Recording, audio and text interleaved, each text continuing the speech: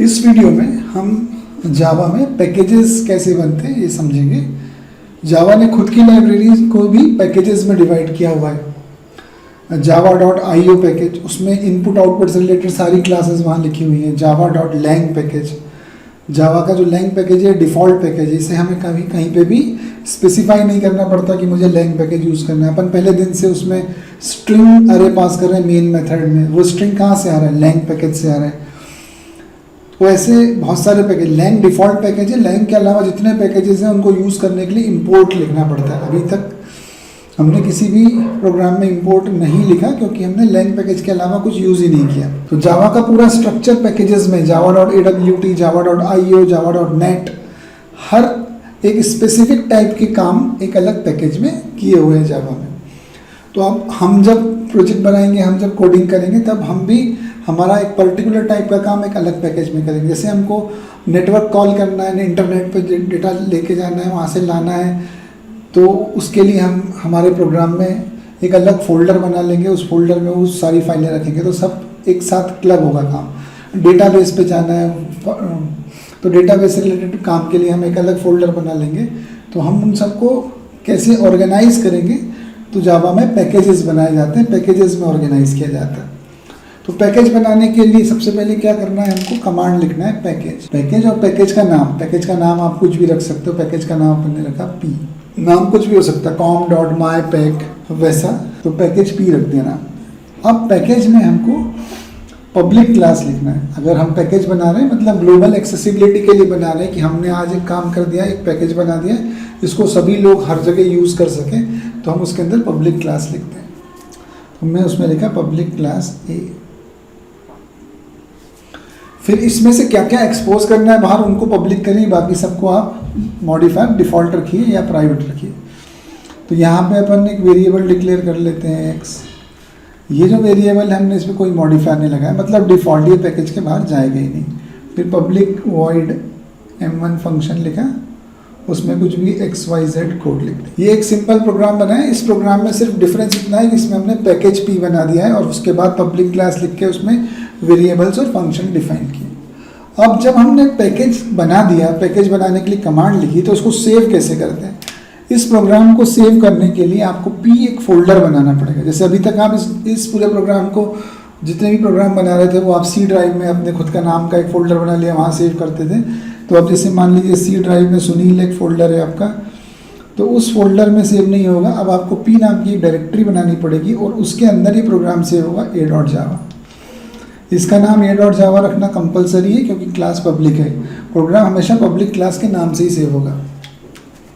ये भी ध्यान रखेंगे, एक प्रोग्राम में एक ही पब्लिक क्लास होगी। इसके बाद अगर मैं एक क्लास और लिखता हूँ इसमें क्लास बी, तो उस पर पब्लिक मॉडिफायर नहीं आएगा। पैकेज बनाया, पैकेज के अंदर प्रोग्राम बना रहे हैं, प्रोग्राम में कितनी भी क्लासेस लिख सकते हैं, लेकिन एक ही पब्लिक क्लास होगी और जो क्लास पब्लिक होगी प्रोग्राम का नाम भी वही होगा। तो पैकेज नाम का फोल्डर बनाएंगे, उसके अंदर पब्लिक क्लास .java से सेव कर देंगे। तो ये हमने इस प्रोग्राम को सेव कर दिया। अब सेव करने के बाद हम इसे कंपाइल करना चाहते हैं। तो कंपाइल करने के लिए आपको पैकेज डायरेक्टरी के अंदर नहीं जाना है, सी ड्राइव पे सुनील फोल्डर में यहाँ पे हम कंपाइल करेंगे javac package name \file name .java। तो ये कंपाइल हो जाएगा पी नाम के फोल्डर में। a.class फाइल मतलब बाइट कोड जनरेट हो जाएंगे। ये हमारा कंपाइलेशन। अब ये तो आपने पैकेज बना दिया, उसके अंदर आपने यूजफुल कोड लिखा हुआ है और वो रखा हुआ है। अब इसको कोई यूज़ करना चाहता है, तो यूज़ करना जहाँ पे भी चाहता है वहाँ पे आपको इस पैकेज को इंपोर्ट करना पड़ेगा। तो अगला जो प्रोग्राम बनाते हैं उस प्रोग्राम में हम लिखते हैं इंपोर्ट p.star पैकेज पी की सारी पब्लिक क्लासेस। तो पैकेज पी की सारी पब्लिक क्लासेस आप p.A भी लिख सकते हैं। तो इंपोर्ट करके ये पैकेज हमारे पास आएगा। और अगर हम इंपोर्ट कमांड नहीं लिखें तो हम किसी भी तरीके से इस पैकेज को हमारे यहाँ पे नहीं ला सकते हैं।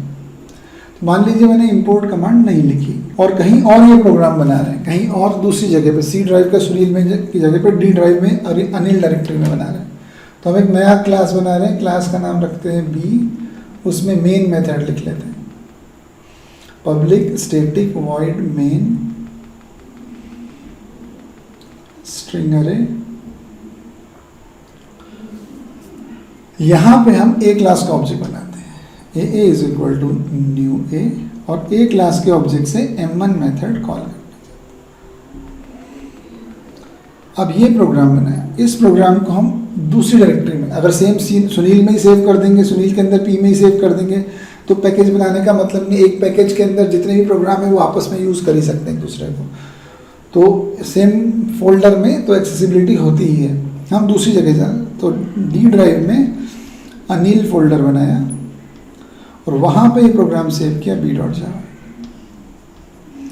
अब डी ड्राइव में अनिल फोल्डर में हम इसे कंपाइल कर रहे हैं, जावा सी b.java, ऐसे हम इसे कंपाइल कर रहे हैं। जब हम इस प्रोग्राम को कंपाइल करेंगे तो कंपाइलर सबसे पहली लाइन पे है क्लास बी, क्लास बी, तो क्लास का नाम बी होने में कोई प्रॉब्लम नहीं है, कंपाइल हो गया। Public static void main string अरे, यहाँ पे भी कोई दिक्कत नहीं है, यहाँ पे आप वेरिएबल का नाम कुछ भी लिख सकते हैं, SERGS जैसा भी लिखना है, वो अरे का वेरिएबल है, तो ये मेन मेथड, तो ये मेथड लिखने में भी कोई प्रॉब्लम नहीं, कंपाइलर इसको भी कंपाइल कर रहा है।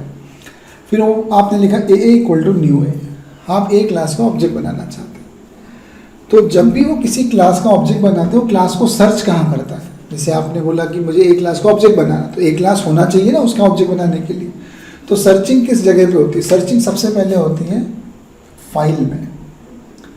फाइल में मतलब वो जिस फाइल को कंपाइल कर रहा है, वो किसको कंपाइल कर रहा है? b.java को कंपाइल कर, तो हो सकता है आपने इस ब्रैकेट के बाद एक और क्लास ए लिखी हो सकता है 500 लाइन बाद आपने एक क्लास लिख दी हो जिसका नाम क्लास ए हो, तो पूरी फाइल में आखिरी तक सर्च करेगा क्या इस फाइल में जिसे मैं कंपाइल कर रहा हूँ, इस फाइल में कहीं क्लास ए लिखी हुई है, अगर वो लिखी हुई है तो उस क्लास का ऑब्जेक्ट बनेगा। मतलब फर्स्ट प्रायोरिटी जिस फाइल को कंपाइल कर रहा है उस फाइल में लिखी हुई क्लास की होगी। फाइल में नहीं मिला तो सेकंड होता है डायरेक्टरी।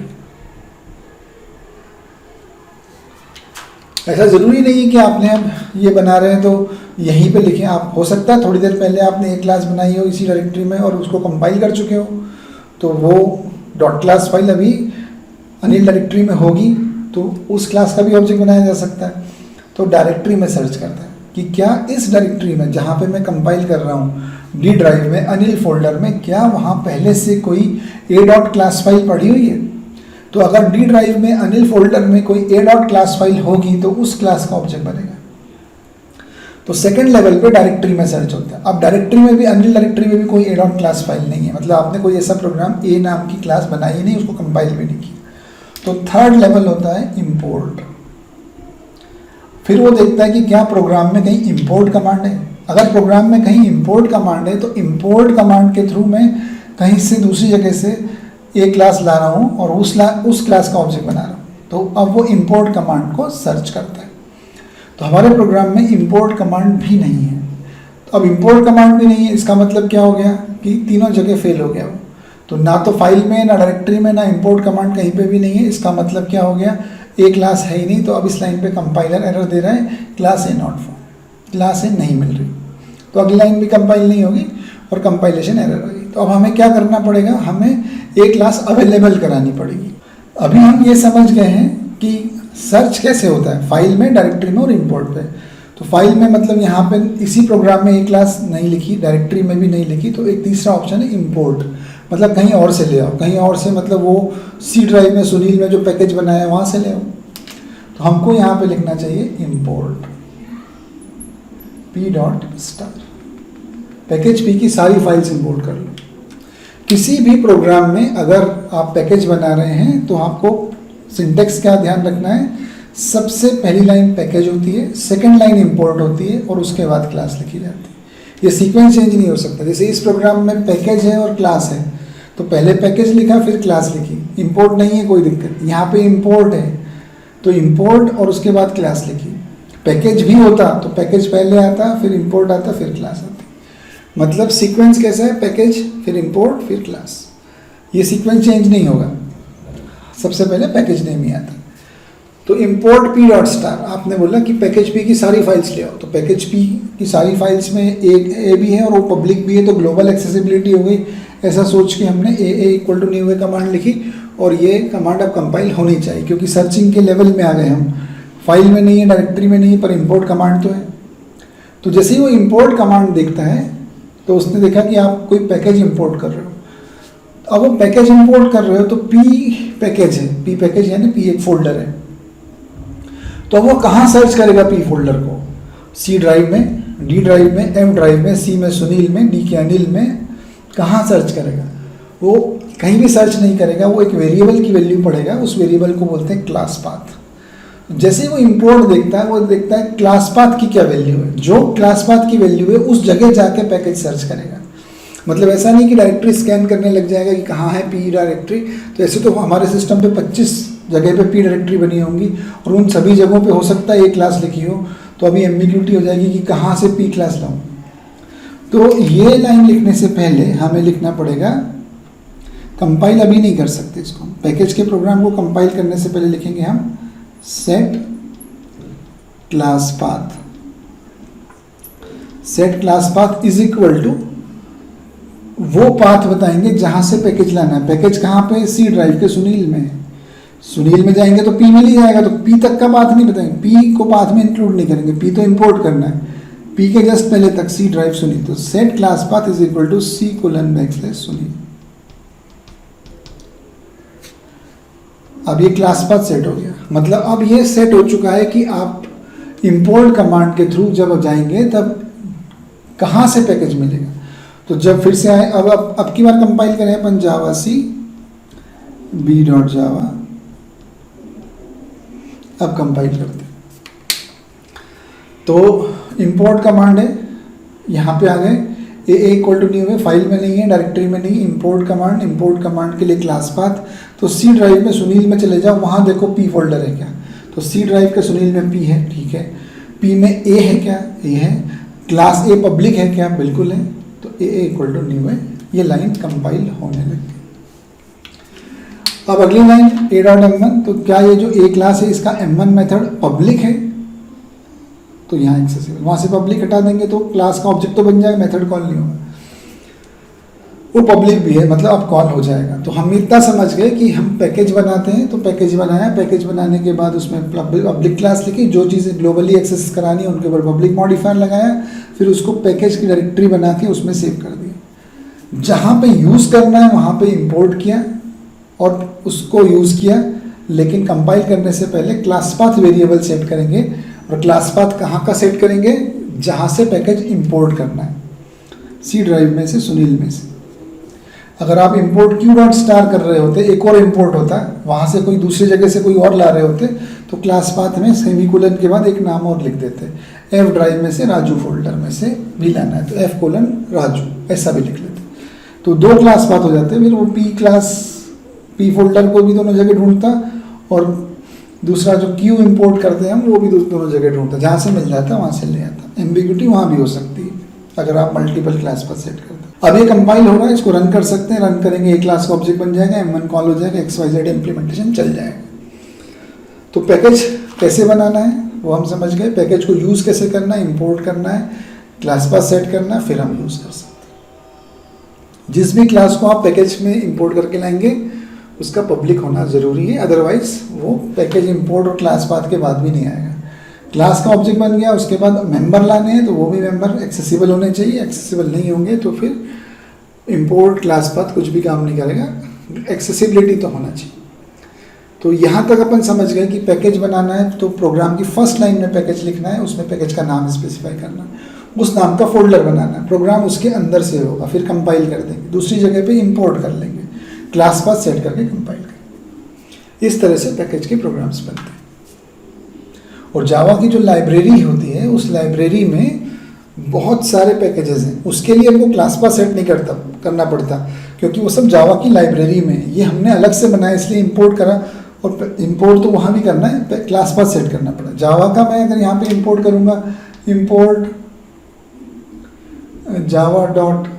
java.io.star, इनपुट आउटपुट के प्रोग्राम्स मुझे बनाने हैं, तो मैंने लिखा इंपोर्ट java.io.star। अब इसके लिए कोई क्लास पाथ सेट नहीं करना क्योंकि आपको जावा तो ऐसे ही एक्सेसिबल है, क्योंकि आपने जावा का SDK JDK डाला हुआ है, उसमें ये सारी फाइल्स हैं, तो इनको इंपोर्ट नहीं करना, ये बाय डिफ़ॉल्ट मिलती हैं।